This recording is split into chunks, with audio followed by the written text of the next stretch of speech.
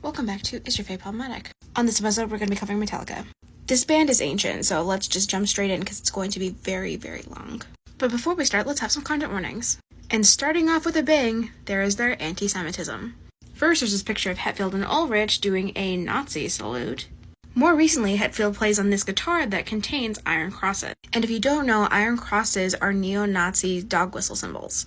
Then there's also the fact that he hung out with Kerry King, this Aryan Brotherhood looking motherfucker right here, who is obviously very proud to be wearing a Confederate flag.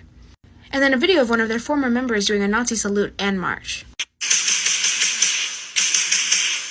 Next up, there's some more racism. And I heard James say about Ice-T, because Ice-T was supposed to join us on the tour.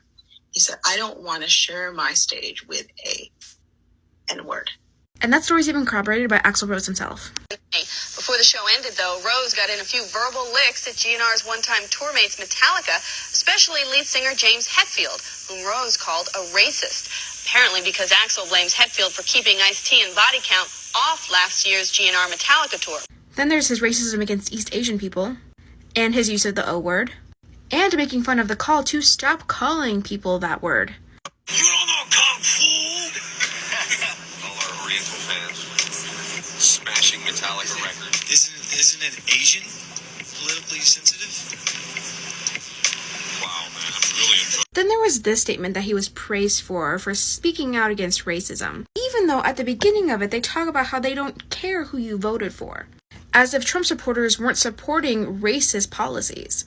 If you care enough about racism to denounce it, then you should probably care about who people are voting for, because those people influence policies that are racist. But don't worry, they spoke about Black Lives Matter. All of them did. Except for the lead singer, of course. And they did that with some black squares, no resources, and no donations. Next up is how they made fun of addiction, mental health, and suicide. First, there's how they mocked Lane Staley's drug addiction by motioning needles going into their arms.